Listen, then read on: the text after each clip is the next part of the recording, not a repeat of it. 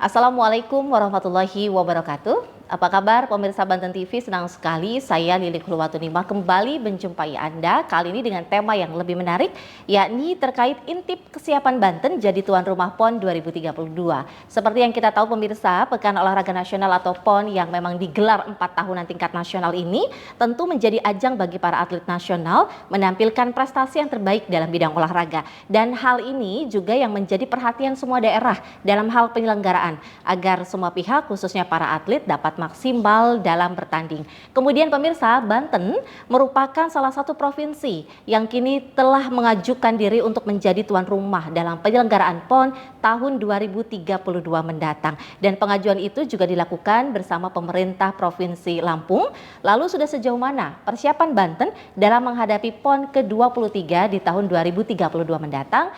Bersama saya sudah hadir anggota Komisi 4 DPRD Provinsi Banten, Bapak Syarifuddin Salwani. Assalamualaikum, Pak. Waalaikumsalam warahmatullahi wabarakatuh. Selamat sore, salam sejahtera. Kabar baik ya, Pak ya? Alhamdulillah dan tetap baik. Semangat tentu saja. Baik, mengawali perbincangan kita tahu Pak bahwa PON ini termasuk ajang yang bergengsi 4 tahunan begitu. Yang dimana juga sukses penyelenggaraannya sebagai tuan rumah tentu akan terdongkrak Provinsi Banten itu sendiri. Nah, menurut Bapak sudah sepenting apa Provinsi Banten mengajukan diri sebagai tuan rumah di PON tahun 2032? Menurut saya sangat penting di usia Banten yang ke-25 tahun ya. Banten juga sudah maju secara infrastruktur, sehingga perlu juga membuktikan Banten mampu menyelenggarakan event secara nasional. Artinya sudah siap secara fisik dan lahir batin begitu Pak ya? Iya. Kalau Bapak melihat dari banyaknya infrastruktur yang ada, yang dimiliki oleh pemerintah Provinsi Banten, apakah memang itu sudah layak menempatkan Provinsi Banten sebagai tuan rumah PON? Layak 100% sih belum ya Mbak ya, tetapi dengan waktu yang ada, justru dengan kita punya keinginan menjadi menjadi host ini, menjadi tuan rumah, ini kan akan mendorong pembangunan infrastrukturnya. Nah, pembangunan infrastruktur ini kan akan berdampak baik secara ekonomi dan prestasi. Secara ekonomi artinya banyak program, banyak proyek, sehingga siklus ekonomi juga kan dinamis ya, kan gitu kan, daya beli masyarakat juga tinggi. Yang kedua artinya dengan dibangunnya venue-venue atau misalnya fasilitas olahraga tersebut, itu kan juga akan berdampak baik terhadap peningkatan kualitas bibit-bibit olahraga di Banten itu sendiri kan, kayak gitu. Oke, menurut Bapak sendiri apa potensi yang sudah dimiliki Provinsi Banten hingga percaya diri untuk menjadi tuan rumah? Secara fisik ya, ini kita punya JIS gitu kan. Kemudian juga secara geografis kita dekat dengan Jakarta misalnya kan. Kemudian artinya kan secara transportasi kita mungkin relatif tidak ada masalah. Kemudian juga di Banten ini juga kan banyak daerah pariwisata, banyak hotel-hotel yang siap menampung lah atlet-atlet seluruh Indonesia gitu kan. Tinggal bagaimana kita memverifikasi kekurangannya apa. Mungkin yang paling kurang itu kan seperti yang kita bahas di awal, venue-venue atau tempat-tempat pertandingan seperti itu. Oke, kemudian saat ini sedang dalam tahap apa kesiapan Provinsi Banten, Pak? Konon sudah mengajukan open bidding begitu? Persisnya saya persisnya saya kurang tahu, karena itu kan sebenarnya kan mitranya itu di Komisi 5. Oke. Mitra ininya ya, mitra Dispora itu kan, tetapi secara fisik kan, secara infrastruktur kan memang di Komisi 4 gitu kan. Saya belum memantau itu sih sejauh mana kan, baru dengar beberapa ini, tapi saya pikir untuk 2032 ya, kalau tidak salah kita sangat siap. Sangat siap, Mbak. Artinya persiapan akan terus dilakukan? Persiapan akan terus dilakukan, dan itu akan berdampak positif terhadap pembangunan Banten, baik secara fisik dan juga minat atlet-atlet asli daerah Banten untuk berprestasi. Oke, lalu apa dorongan dari DPRD Provinsi Banten dalam hal ini Komisi 4? Ya sudah jelas, terkait pembangunan infrastruktur, terkait apa sih namanya penguatan apa namanya budget segala macam lah, standar ini aja Mbak, apa sih namanya legislator bagaimana melihat program-program yang baik untuk kemajuan Banten gitu. Oke, kalau secara sarana dan prasarana sarana sendiri untuk PON ini menurut Bapak seperti apa? Selain BIS mungkin Banten International Stadium, karena selama ini yang kita banggakan kan baru itu begitu. Kemudian berikutnya apa kira-kira Pak? Jangan-jangan sebenarnya kan baru itu. Tetapi Ya. dengan waktu yang lebih ini, Yang lebih longgar, lebih lama longgar gitu kan, itu kan kemudian kan bisa memacu. Ya. Kalau kita tidak ada niat menjadi tuan rumah, nanti apa sih namanya pembangunan infrastruktur olahraga relatif ini loh, relatif apa sih tidak terpacu gitu. Nah artinya apa sih dengan misalnya niat menjadi tuan rumah ini itu akan justru itu akan memacu pembangunan fasilitas-fasilitas apa sih namanya olahraga, sehingga muncullah atlet-atlet Banten yang berprestasi kan. Salah satunya kita punya juara olimpiade gitu kan gitu. Okay. Nah itu kan sesuatu yang sebenarnya di luar dugaan kita kan, ada atlet angkat besi dari Banten mendapat medali emas gitu kan. Dengan dibangunnya infrastruktur olahraga mungkin akan lahir bibit-bibit seperti itu lagi gitu kan, tidak hanya keberuntungan. Kalau itu kan sebenarnya kita keberuntungan kan.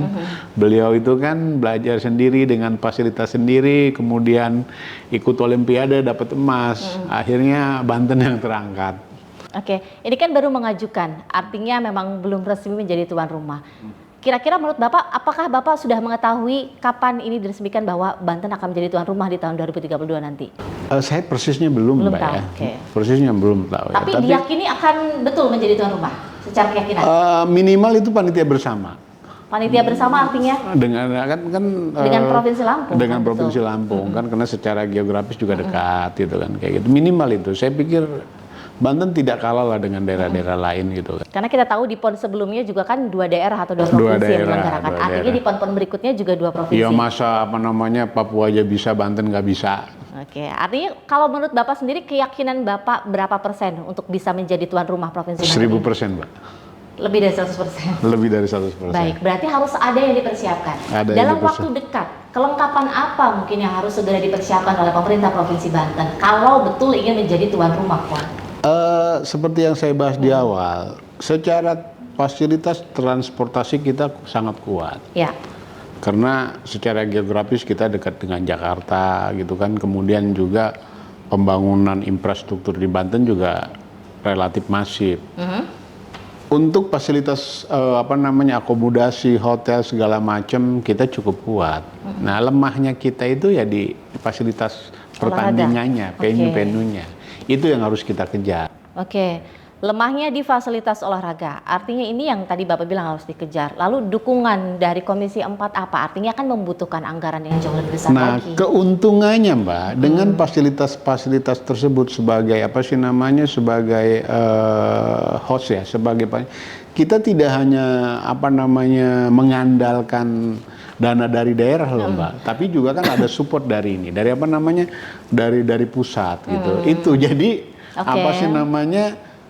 niat menjadi panitia PON ini salah satunya itu menarik dukungan pusat untuk pembangunan infrastruktur di Banten. Itu sebenarnya yang saya sampaikan tadi gitu. Sehingga pembangunan di Banten khususnya untuk fasilitas olahraga itu tidak mengandalkan hanya dari APBD Banten tapi juga dari APBN. Kita tahu bukan hanya Banten yang mengajukan sebagai tuan rumah, tapi ada juga Provinsi Lampung. Lalu bagaimana kedua pemerintah provinsi ini bisa bersinergi satu sama lain agar bisa sama-sama membangun gitu dan menjadi tuan rumah? Karena saya pikir bukan hanya secara politik ya. Secara politik ini kalau tidak salah ini gubernurnya sama-sama satu partai itu Mbak. Artinya antara Lampung dan ini kan. Terus secara kultur juga kan hampir sama kan. Di Banten tuh banyak banyak orang Banten ya. Banyak orang Banten, orang Jawa, sehingga tidak akan sulit lah untuk kita bekerja sama itu kan. Apalagi secara politik gubernur dengan gubernur Banten dan gubernur Lampung ini kan sama-sama dari partai yang sama. Saya pikir komunikasinya akan lebih inilah. Baik, bukan hal yang sulit. Bukan hal yang Artinya sulit. nanti akan begitu mudah jika sudah menjadi tuan rumah. Lalu bagaimana dengan mungkin dukungan terhadap para atletnya sendiri, Pak? Kan kita bukan hanya sukses menggelar tuan rumah, Iya, iya. tapi bisa jadi juga sukses dalam penyelenggaraan atletnya meraih banyak medali misalnya. Iya. Atau bahkan juara umum.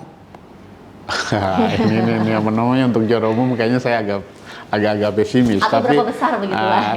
Tapi ada Ya. peningkatan apa sih namanya, misalnya jumlah medali mungkin, insya Allah saya optimis. Nah, kembali ke diskusi kita tadi bahwa menjadi panitia PON, kemudian mendorong infrastruktur olahraga, itu sebenarnya tidak semata-mata pembangunan fisik, Mbak.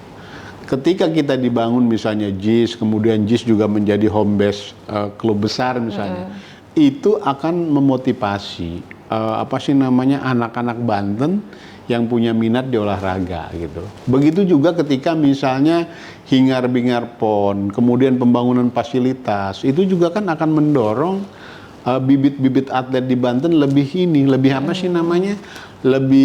giat. Kenapa? Mau latihan, ada sarananya gitu. Ini artinya saya lebih berpikir bagaimana jangka panjang gitu.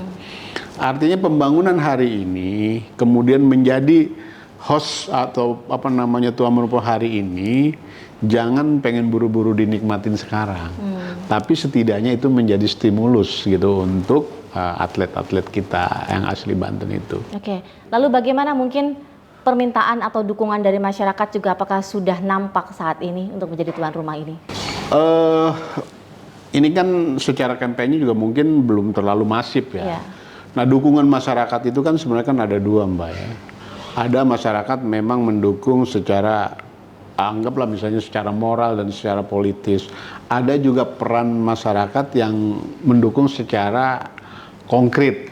Nah, kita kembali ke bagaimana peran-peran swasta. Swasta ini kan bagian dari masyarakat gitu kan. Perusahaan-perusahaan swasta itu juga kita libatkan dalam pelaksanakan PON ini gitu kan.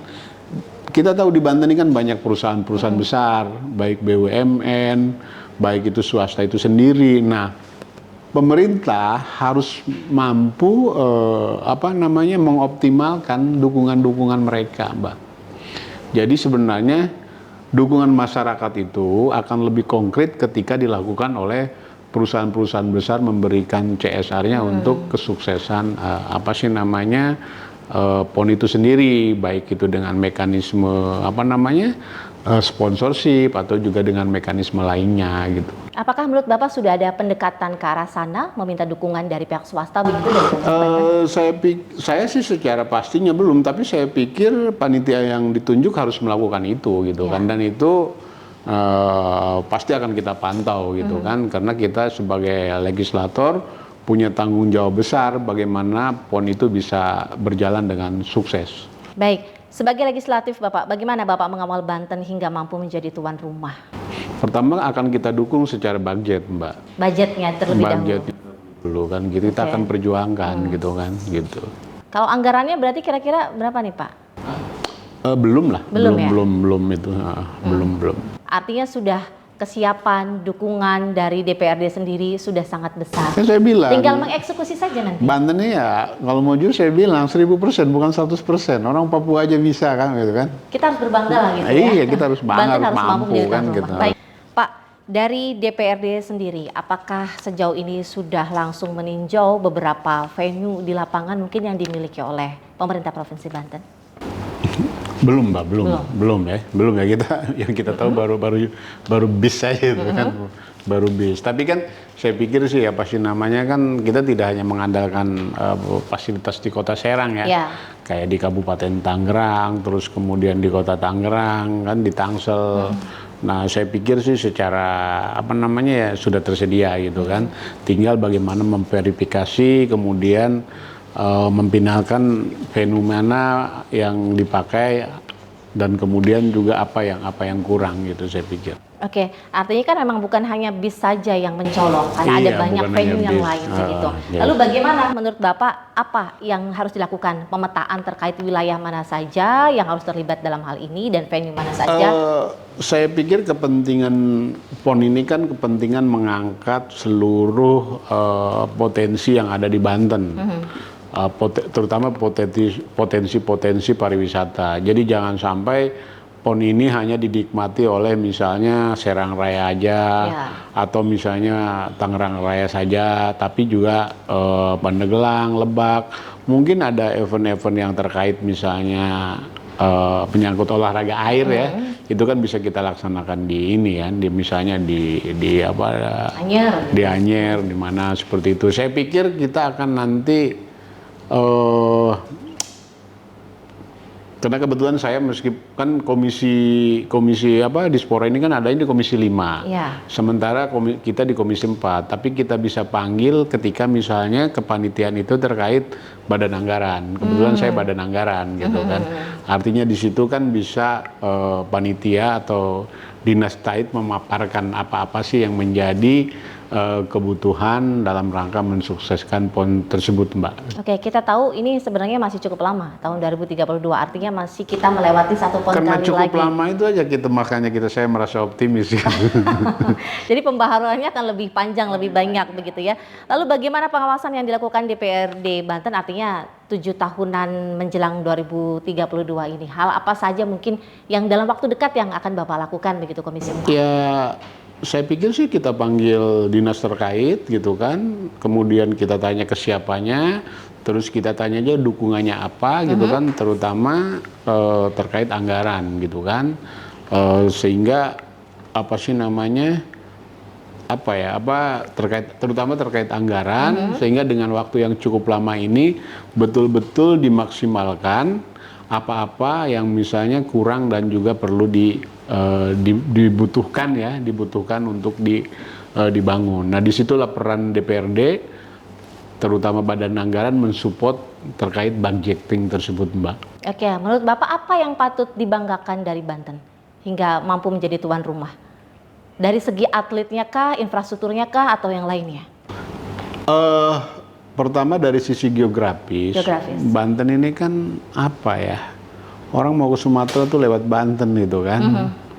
Dari sisi geografis, makanya saya selalu di luar konteks PON ini ya, bahwa letak Banten yang strategis itu harus dioptimalkan menjadi sesuatu yang produktif, sesuatu yang menghasilkan, seperti itu. Artinya kalau boleh dibanggakan ya kita bangga semuanya gitu kan. Terkait letak geografisnya, alamnya, pariwisatanya, budayanya, dan mungkin yang paling membanggakan Banten sebagai provinsi santri, Mbak, provinsi yang Islami kan seperti itu. Nah, terkait atletnya, justru saya ingin menggunakan momentum kepanitiaan ini untuk mengangkat dan membuktikan bahwa bibit-bibit atlet di Banten itu mampu berprestasi secara nasional. Seperti itu sih. Walaupun selama ini prestasinya belum di 3 besar atau 2 belum besar dihitung gitu ya. kan, karena dianggap provinsi muda gitu kan. Tapi kan Mbak tahu sendiri kan, tiba-tiba ada juara angkat besi peraih medali emas dari Banten. Saya aja terkejut itu. Kayak gitu. Baik, lalu menurut Bapak pembuktian apa yang harus dilakukan oleh pemerintah Provinsi Banten saat ini? Ya, yang sudah pasti bidding itu kan pasti kesiapan fasilitas dan kesiapan finansial. Makanya kita jangan hanya mengandalkan dari APBD. Kalau kita maksimalin, Mbak, potensi sumber daya masyarakat itu kan melalui perusahaan-perusahaan besar itu saya pikir sudah akan mencukupi lah, yang mencukupi. Kita tahu di sini ada ASDP beroperasi di sini, kemudian juga ada Krakatau Steel, ada Angkasa Pura gitu kan. Nah, itu saya pikir itu BUMN yang akan bisa mensupport. Di luar itu juga kan kita punya banyak perusahaan-perusahaan swasta yang cukup kuat. Ada Lipo, ada PIK, ada lain-lain lah di Cilegon itu seperti apa kan. Saya rasa kalau itu dioptimalkan bisa loh menjadi sumber daya yang mensukseskan PON di 2032. Jadi sumber pendanaan itu nggak mesti dari APBD dan APBN, Mbak. Tapi dari pihak swasta juga. Dari pihak swasta. Dan pendekatan harus dilakukan dimulai dari harus sekarang. dilakukan oleh Kalau dari legislatif sendiri oleh eksekutif. Enggak, legislatif sendiri apakah juga turut melakukan pendekatan itu? Maksudnya lebih ke menjalinkan mereka begitu. Ada upaya juga nggak dari legislatif, Pak? Saya pikir itu bukan tidak bisa dilakukan, tetapi itu ranahnya eksekutif lah. Kecuali misalnya ada anggota legislatif yang kebetulan menjadi pengurus cabang olahraga misalnya. Tetapi secara formal legislatif ya tidak dibolehkan, Mbak. Kita hanya menyiapkan budget, terus kemudian mengawasi kan hak-hak untuk melakukan tindakan-tindakan kerjasama itu ya harus eksekutif gitu. Oke. Kemudian menurut Bapak dukungan dari masyarakat secara umum, ini bukan pihak swasta, dari masyarakat secara umum agar PON nanti di tahun 2032 ini berjalan dengan sukses misalnya, seperti apa? Ya masyarakat Banten harus ramah terhadap atlet, kemudian juga kalau misalnya panitia menjual tiket gitu kan, toh harganya juga nggak terlalu besar ya, masyarakat harus mau berbondong-bondong lah membeli tiket, kemudian menonton dan juga memberikan semangat, terutama khususnya untuk atlet yang dari Banten sendiri, Mbak, gitu kan gitu. Mumpung acaranya ada di Banten gitu. Kita tahu penyelenggaraan PON dari tahun ke tahun sebelumnya boleh dibilang sukses begitu ya. Selalu ada masalah kok. Selalu ada masalah. Selalu ada masalah. Lalu bagaimana jika nanti Banten menjadi tuan rumah agar betul dicap sebagai sukses lah tuan rumah yang menyelenggarakan sukses gitu PON begitu. Seperti apa dan indikator kesuksesan dari tuan rumah PON itu apa? Kalau saya boleh menilai ya, beberapa PON yang dilakukan di daerah gitu kan, malah yang saya anggap sukses itu di Papua loh. Papua gitu kan. Saya kurang tahu kok di Papua. Yang paling agak berantakan itu kan kemarin kan yang di Aceh dan di Aceh dan ini Sumatera Utara kan, terkait catering, terus juga ada insiden pemukulan kan pemain kalau nggak salah Sulawesi Tengah ya terhadap wasit gitu. Dan saya pikir kita harus banyak belajar dari hal-hal tersebut. Intinya panitia lokal ya harus banyak belajar lah terhadap penyelenggaraan PON sebelumnya kan gitu, sehingga yang baik ya kita contoh, yang nggak baik ya kita hindari. Artinya karakteristik dari Banten sendiri itu kan juga harus terbangun dari saat ini. Lalu bagaimana menanamkan karakteristik yang baik untuk kita semua yang terlibat dalam PON agar nanti bisa sukses? Nah, kalau ini agak sulit menjawabnya karena saya bukan ahli itu. Ya saya pikir masing-masing secara proporsional melakukan kewajibannya masing-masing. Pengurus cabur harus mampu memberikan semangat terhadap atletnya untuk memberikan yang terbaik. Kemudian panitia juga bisa bekerja secara maksimal, mampu berkomunikasi dengan legislator, mampu berkomunikasi dengan pemerintah, dan juga mampu berkomunikasi dengan pihak swasta dan juga halayak Banten, sehingga momentum PON ini menjadi hajat bersama orang Banten gitu, tanggung jawab bersama, tidak ada yang ditinggalkan gitu aja sih, Mbak. Ini kan bukan hanya berada di bawah gubernur atau wakil gubernur, tapi kan ada juga daerah-daerah nanti yang akan menjadi venue, artinya akan melibatkan Pemkab dan juga Pemkot. Bagaimana koordinasi yang harus dibangun, Pak, Pemprov dengan Pemkab dan Pemkot? Ya itu yang tadi saya sampaikan, panitia harus mampu berkomunikasi dengan semua stakeholder gitu kan, baik pemerintah, instansi terkait ataupun swasta dan masyarakat. Saya pikir intinya di komunikasi lah, komunikasi, transparansi kan, sehingga hal-hal yang tidak diinginkan itu tidak terjadi gitu. Tentu juga semua wilayah di Provinsi Banten ikut siap, Pak ya. Kalau gubernurnya aja siap berarti harus siap. Makanya saya berharap panitia mampu mengikut sertakan semua daerah, terlibat dalam pelaksanaan. Oke, berarti akan ada keterlibatan pembangunan di masing-masing daerah juga. Nah itu apa sih namanya? Kenapa saya optimis? Waktu lama, kemudian kita juga bisa jadi gini, PON ini jangan dilihat hanya semata-mata penyelenggaraan olahraga, tapi ini juga bagian dari stimulus untuk pembangunan daerah. Itu loh intinya gitu, inti dari apa namanya yang ingin saya sampaikan. Dan itu bisa secara kemungkinan besar juga bisa mendongkrak ekonomi Banten. Oh sangat. Seberapa besar potensinya Pak? Sangat besar ya. Pertama dari infrastruktur itu kan udah pasti kan bisa meningkatkan arus masyarakat ya. Kedua sektor pariwisata juga akan terangkat kan, sudah otomatis misalnya hotel-hotel akan terisi, baik yang yang bintang 5 ataupun hotel yang sederhana gitu. Pariwisata juga pasti akan lebih bergeliat lah secara ekonomi kan, seperti itu. Oke, semua legislatif mendukung Pak? Ya kalau nggak mendukung keluar aja.